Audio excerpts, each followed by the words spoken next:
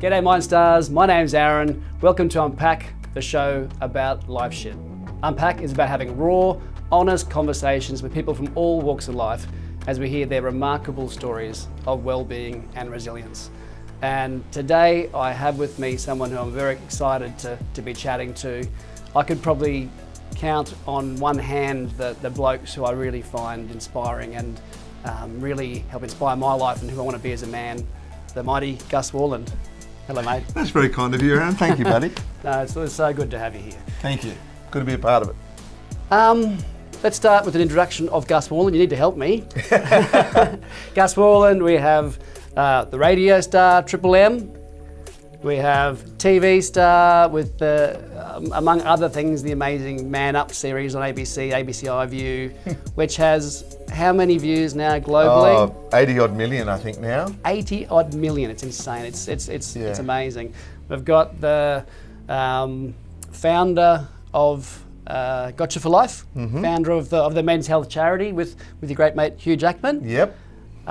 We've got speaker. We've got, what else? What else are you doing at the moment? Well, most importantly, father and husband to a beautiful wife and 3 teenage children. And believe me, that's as big a challenge as anything these days. Yep. But I mean, lovely for you to say all those nice things. But I'd like to think that people that sort of get to know me or meet me to see a bloke who, is pretty blokish and a bit of a buffhead, but huge heart and sort of stumbled across mental health. I came to it after you had come to it. You were very much running in this field before I came on board.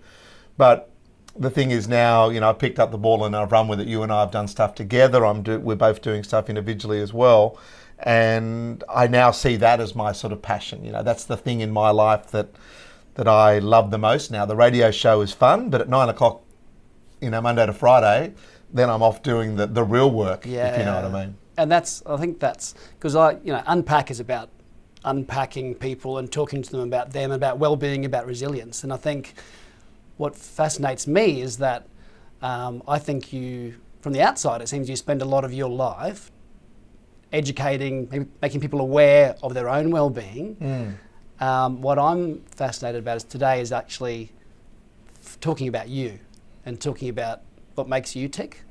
And my also, wife would say my favourite subject. Talking about myself. We've only got 5 hours. Is that going to do it? Yeah. Well, yeah. And I think, and what also fascinates me is how, the journey, I suppose, from young Sydney boy, who, Toshiba salesperson. Yeah. UK, radio, television, to a point, 80 million viewers. I mean, where did it all start? Like, where did that start? Well, I suppose for me, I was always told that I was just like my grandfather, and I loved my grandfather, especially on my mum's side. I wasn't as big a fan of my grandfather on my dad's side. I think I could really help my dad on my dad's side now that I've educated myself to a certain degree, but he was just old-fashioned. He was just the way he was, and he was the way that he was brought up to be, I've educated myself over the last few years, but I could always sell sort of ice to Eskimos. I loved talking. I always loved big groups of friends. Is that what your mum's grandfather was like? Yes, he was a salesman. He was someone that would always be the life of the party. He was the one that people gravitated to. Yeah. And I found myself that type of character through my teens. Loved my schooling. Still got 8 mates that I walked with on Sunday morning that I went to prep school with. Wow. Really kept a very solid group of mates. And we've drifted in and out over the years and as you grow up and as you move on with your life. But we've all found ourselves now in our 40s, nearly 50s, back together again, which is something that I'm very, very proud of. I think, look for someone who's a good person. They've got friends that have had for a long time. Yeah. That's a pretty good sort of, way to sort of measure that. There's a great saying, show me the boy of 7 and I'll show you the man. Yeah. I mean, when you were 7, I mean, is that, because I, in my mind, somehow see, when you go through those different stages, like different Gus Worlands as you've gone through those stages. I mean, is it different Gus Worlands? Or I'm told by my family and friends that I'm the same as, I'm just a bigger, older, fatter version of what I was at 7 years of age. And now I'm very sort of proud of that I've sort of stayed pretty much the same. But I've learnt a lot, and I've probably learnt more over the last few years than I have for a long time. I wasn't a particularly good scholar. I wasn't great at school. I was a bit of an all-rounder, quite good at sport, quite good at class, but nothing great at either. But I've educated myself now on this mental health stuff, and that's where the passion comes from, and I know that's where your passion comes from. But you've been, uni, and you've started a PhD and all that sort of stuff. I sort of stumbled across it through love and passion, really, and then the Man Up program changed my life forever because I had to educate myself on something. I went on my own journey on why my friend would do what he did, and then I challenged masculinity in this country. Then I started to realise that most men aren't given the emotional tools to be able to handle these situations. So I went, well, I've got a wonderful stage on Triple M every morning speaking to hundreds of thousands of blokes through the Man Up program and other programs we're going to be working on, and then of course through Gotcha for Life. I've now got an opportunity where I'm invited to talk, and I'm invited to throw some questions at blokes, and that might help the next generation. And hopefully, in a few generations' time, we look back and go, wow, remember back in the day when you weren't allowed to talk about your feelings? That's the dream, isn't it? That's the dream. That's the dream. So going back to your young person, how is it different? Because you've obviously got that friendship group, you had the friends at prep school, you had the friends at high school. I mean, and tell us, maybe that's a good thing to talk about, your mentor. Yeah. Angus, wasn't it? Yeah, it was Angus, yeah. I mean, I suppose going back to my prep school and high school years, I went to a school that was, one of those posh schools with blazers and boaters. And we were very old-fashioned, an old Scottish headmaster had come across to Australia to set the school up, and had very old traditional ways, And I've been fighting a lot of those sort of traditional things now that I'm a bit more aware.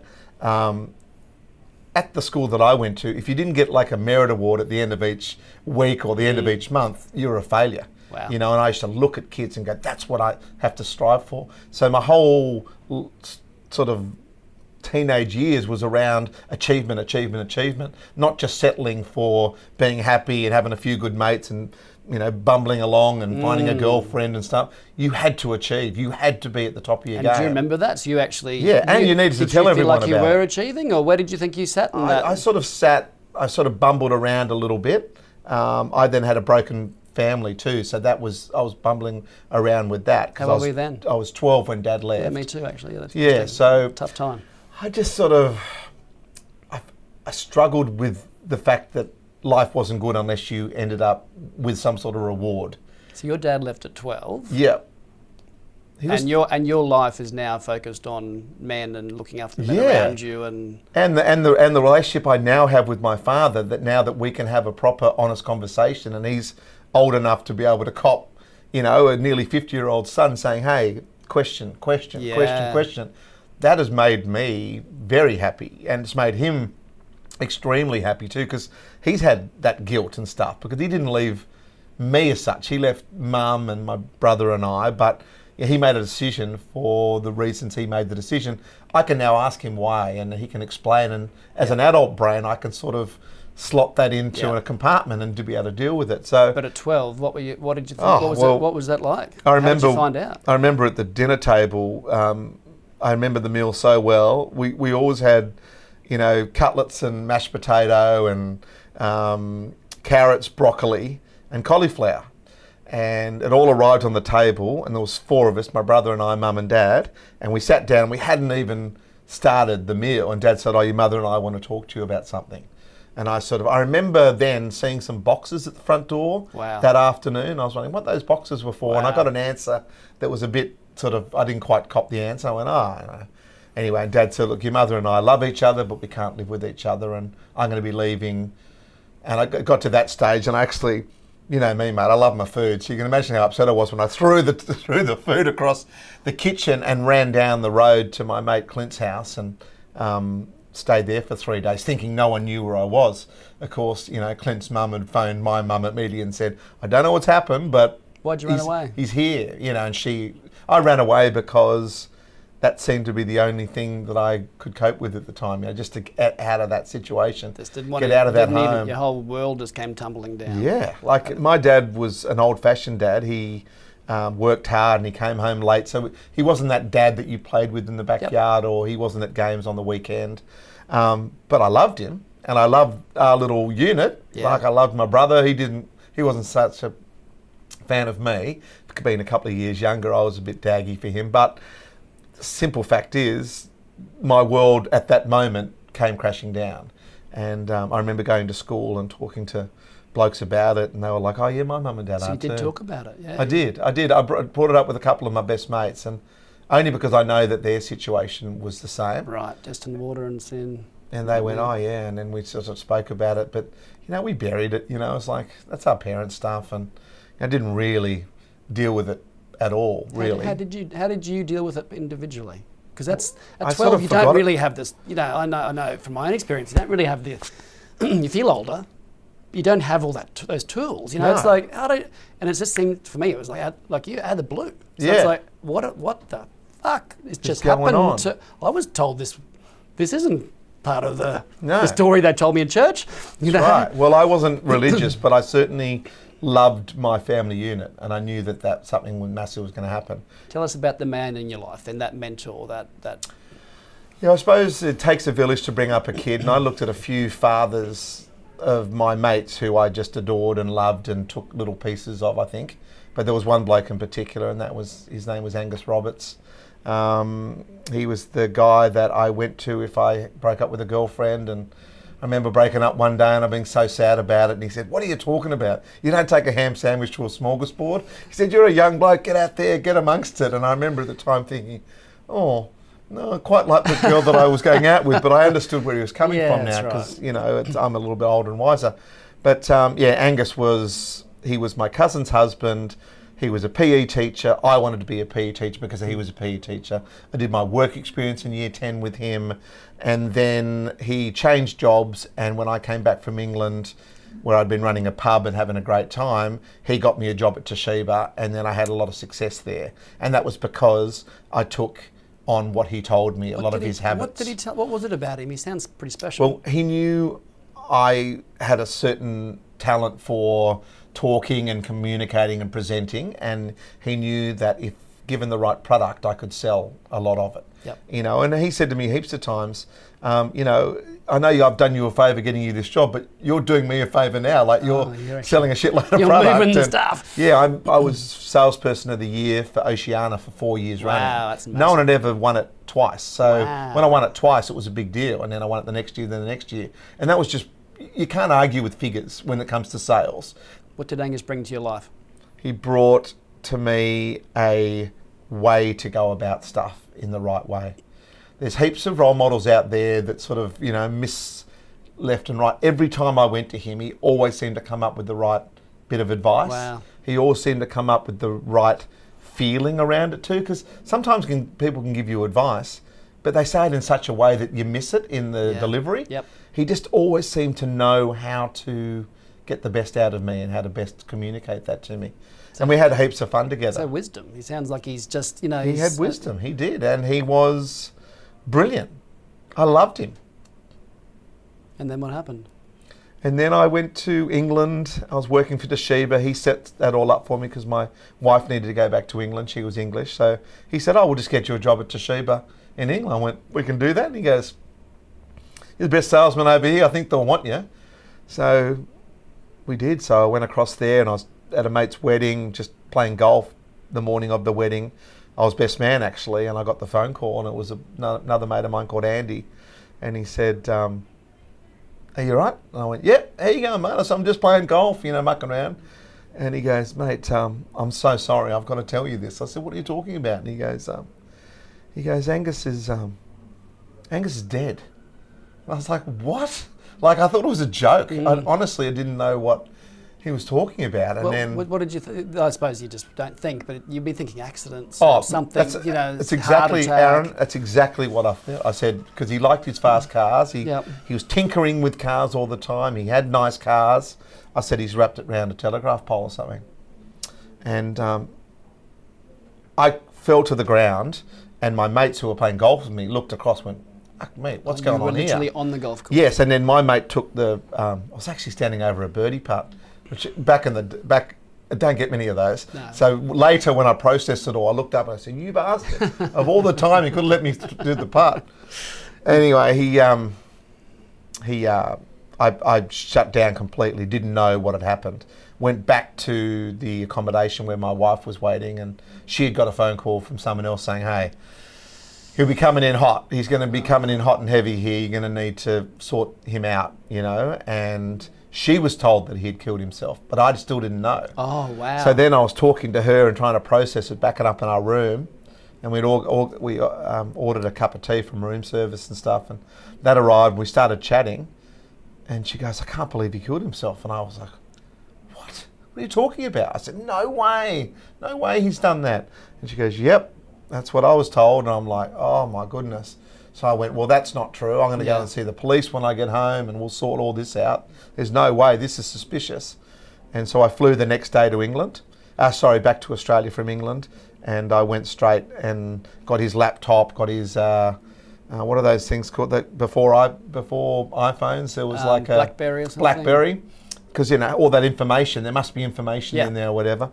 Went to the police, and the police like, "Look, I know where you're coming from, but." They must see it so much. Hey? Exactly. It's just like, no, you don't know this guy. Exactly. He's this the bloke had everything. wisest person I know who has everything. He Good would do looking, it. wife, children, money, good job, captain of the surf club, everything. And then, of course, was the start of my education on mental health and suicide. What did that do to your life? I mean, that's just a massive kind of... Like, how did that affect your outlook, or did it affect I your shut outlook? it down, I reckon. I put it to the back of my...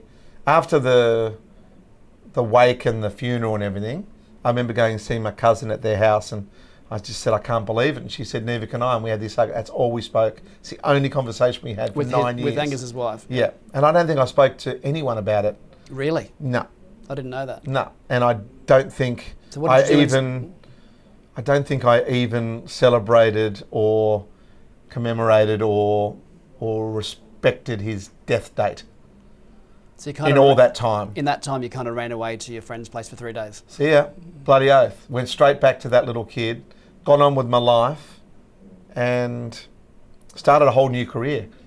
Started doing an Aussie Goes Barmy, then an Aussie Goes Bolly. So you just avoided it, avoidance, busy, Yep. too hard. Too... Push it to the back. But how did you live? What happens a lot of times? Blokes get on the piss, or they start gambling, or how did you get through your day to day? I certainly got on the piss. I certainly gambled, but not like the life savings. But I remember days walking out of, a RSL, done $300. Yep. Like I could probably afford $300 at the time, but it was going to take a hit, and I had to worry about things for a week. It wasn't like just throwing. It wasn't like throwing away or buying a paper or a coffee. So I definitely did that. Looking back now, I probably did all those things, but at the time, I didn't think it was linked to anything to do with Angus. I thought it was just me, breaking out a little bit from, Really? that bloke. So you didn't... From what bloke? The bloke who I was, merit award, make sure you have your blazer done properly, make sure you have your boater on a perfect angle, all that. So this is the next stage of... you compartmentalised into the next stage of Gus Worland. I broke away from that young boy into a young man, I suppose I never really... I still feel like I'm a total work in progress. I think we all are, but I'm closer now to the finishing article because of Man Up and what I've been able to educate myself on. And I feel good now. I never get tired doing stuff around mental health, where I am always tired doing pretty much anything else. So that shows me that, this is what I should be doing. In my mind, you're leading men's health in Australia. Like, to do that, it's a non-stop kind of... It's a calling, and it's exhausting, and you're everywhere, and you have a gruesome schedule. So I'm just really interested in what does drive you, and it sounds like it's a combination of a number of things. And also, like, something happened to me the other day. I was driving along and I saw this bloke in a ute, but it was a higher ute. So I've got a 4-wheel drive, so we're pretty much level. And in the passenger seat was this old bluey dog, but an old bluey dog that hadn't been on a walk for a while, a big chubby thing. And I remember I was sort of bopping away, and this bloke sort of looked over and he goes like that, and I went down my window. And he goes, "You're Gus Worland?" I said, "Yeah, mate." I said, "I love your dog." And the dog was sitting there. I said, "How you going, mate?" And he just lost it. He just burst into tears, and I went, holy dooly. Okay, I said, follow me, mate. So he came in behind me, a couple of sets of lights down. We took a left-hander. I got out of the car and I gave him a hug. We chatted for 20 minutes, right? Wow. So I got home to Vix and I told her this, and I was on my way to something else. And she goes, I can't believe you stopped. I said, but what else would you do in that mate, situation? good luck. She goes, most people would totally, A, not have had the conversation to start with, or B, made something, oh mate, I wish I could have stayed, but I'm on my way somewhere else. Yep. And then I got a messenger message from him, because I didn't know him, going, I can't believe you stopped. And it made me think, what am I actually doing? Like, what is it in me that made me do that? And is it that I just saw it and he needed to happen? Probably. But I've got to be very careful, because, I'm not coping very well dealing with those things and then moving on to the next thing, then going and talk to some kids, and then at night doing that. Vic said to me, my wife said to me, you'll be no good to anyone if you're not looking after yourself. So you've got to find the barrier or the line in the sand where you go, you know what, you can only do so much. But at the moment, like I said, I'm not tired. I feel like, but I've got to look after myself. I got on the scales the other day, 142 kilos. Like, that's just ridiculous for a bloke like me who knows how to. I did a weight loss book 4 years ago. It was a bloody bestseller. 4 years on, I'm going to send mine back. No, the information in it's good. Just don't do what I do. But what do you... Talk to me about fame and well-being. How do they align? Because it sounds like you use fame really well. Not only you, but also, you see it, I'd imagine, at a whole new level with your mate Hugh. Yeah. I mean, is it possible to be... everyone wants it. Yeah. Everyone wants... And my brother played professional footy. Everyone thought he was living the dream. Oh, yeah. He's on TV and... Yeah, I don't... You know what I mean? No, I do.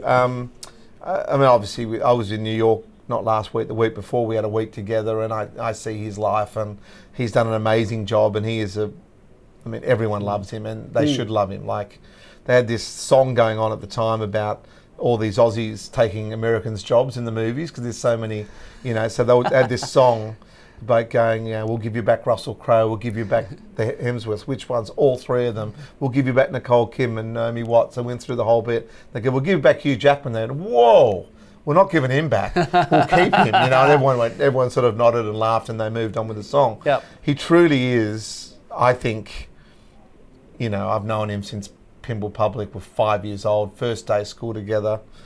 He's honestly one of the great Australians that we've ever had, and I think he'll go down as one of those people, not just because of his ability, but because of just the person he is. Yep.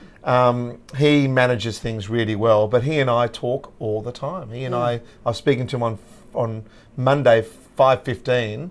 I just got in here and he phoned. He's just about to start a new movie in New York, and he's got stuff going on, and he's working with Ray Romano and this other lady that just won the Academy Award for I, Tonya, and the pressure that comes from working with these people. They probably are driving to the scene going, oh, I'm working with Hugh Jackman today. Well, that's he doesn't understand, and that's why he's so modest and great. Well, that's why I suppose the question I'm getting to is the secret of your success. But it's interesting to compare your success and where Hugh is, and they're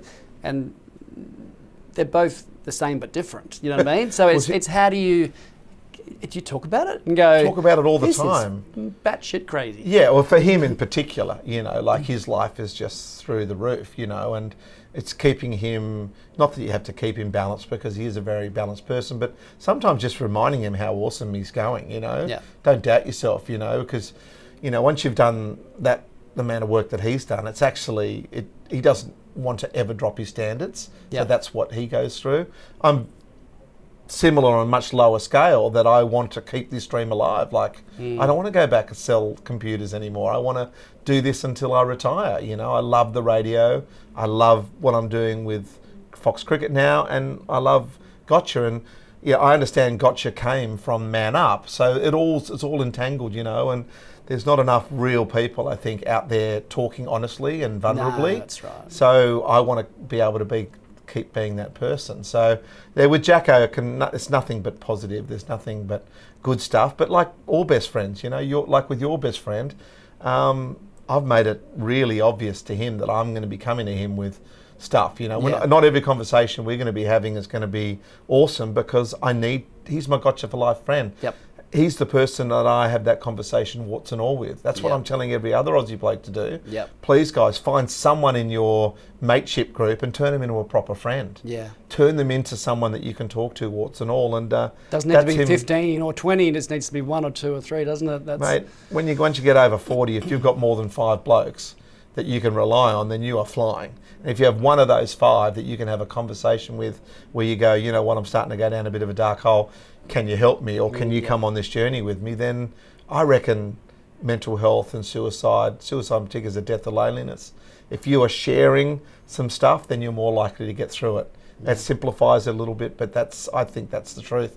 It certainly helped me having friends to talk to, and other friends having me to talk to, and other blokes to talk to. We've got ourselves out of all sorts of holes over the years. Yeah, that's right, and it's so But big. you just got to be vulnerable. You got to be open and honest, and if you're not, then you're kidding yourself. What's your biggest fear? My biggest fear would be for this all to come crashing down, you know, because I really feel like we're on gotcha for life. I'm talking about, you know. Right. I feel like we're on the cusp of something that's pretty special. We've got quite a simple message. I know you get it because you've been living it yourself. I just think there's too much ego, and I think there's too much academia around mental health a lot of the time. We need the white papers. I understand the black dogs of this world are important people, but nice, common, kind conversations can do more than anything. And I think we need to understand that. We need to start being nicer and kinder to each other. Definitely, and I think that's the counterintuitive thing. The simpler we get, the better Keep it works. simple, silly. It's the Keep kids' it formula. simple. Give them It's the only people thing I really simple remember things from you can do. school. And last question I want to ask you, I suppose, how you do break the rules. I think you create your own rules, which is why you've been successful in multiple spaces. But I think especially in the mental health, men's health, you tell it like it is. You know, I've seen the way you talk to politicians. I love it.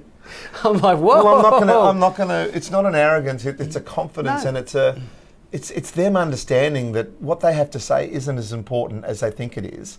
So we're at a thing together, and the politician spoke for the whole time that I was meant to be talking as well. I think you were talking that day as well, were you? Or, No, that was a different so one. there was Yeah. another one, right? So I just stood up and said, and he goes, "I'm sorry, I've gone over time." I'm like, "What makes you think that what you had to say is more important than anyone else? You had 15 minutes. I had 15 minutes, and there was a lady who had 15 minutes. 45 minutes, and then 45 minutes chat with all these people that have flown in from all around Australia. You've spoken for 40 minutes. And he goes, "Well, I had so much to say." I said, "Man, I could talk for hours." But I worked out, when you gave me the 15 minutes, I did a 15-minute presentation. Yep. I left a whole lot of stuff out because I had a 15-minute presentation. Yep. So what makes you think that what you have to say is more important? That's where the problem is in mental health. The arrogance that comes from within. It just frustrates the shit out of me. So I couldn't hold myself back, and I got marched to the lifts, and the bloke goes, "Mate, you're a little bit off key with the minister." I'm like, I couldn't give a monkey's what you think, mate. End of story. I've got to go pick my kids up at 3 o'clock. This has been a wasted afternoon for me. I'm not interested in what he has to say. If I want to read a policy, I can go on Twitter and find out what That's he right. has to say. When are we going to start listening? You know, and I think that's what you do well. You listen, and no more fucking talking. Just, No more fucking can we get talk. some action? Yep. Like, awareness is out there. We know we're fucked in this country. Yep. Men in this country do not have the emotional tools to have a proper conversation for when things really matter. 6 a day we lose, guaranteed. 6 a day, and the numbers are going up. So let's do something different to what we've been doing. That's right. Awareness is there. Everyone now knows they can have a chat. Let's allow the blokes, let's give them the tools so they can have a chat. Because at the moment, I've got a whole lot of blokes wanting to go, "Well, I'd love to talk. I don't know how to start the conversation." Okay, well, let's sit down and work that out. We are crying out. People think that men don't want to talk. We want to talk. We just don't know quite how to, and we need a safer place than most girls need to. Safe so place. let's build the safe place and give the blokes the tools to talk. Yep. Please. And that's what you're doing, mate. And I tell, So are you, mate. every single person that, male or female, they need to watch Man Up. How long has it been an iView for? A couple of years now. It's still an iView. Like, watch Man Up. It's 3 episodes. It'll change your life. It's amazing. Thanks, So, Aaron. Well, mate, you're doing great work too, mate. not as good as you, mate. I think. Thank you so much. And it's a journey. Thank you, buddy. Thank you so much, mate. No worries. So, thanks again for joining us for UNPACK. Absolute inspiration, and I don't say that lightly, and I don't say that very often. So thank you, Gus. As always, please feel free to share, to comment, to get it out there. Let's shake things up and let's start this movement and start to break the rules and do things differently. Look after yourself, be kind to yourself and people around you. Thanks so much.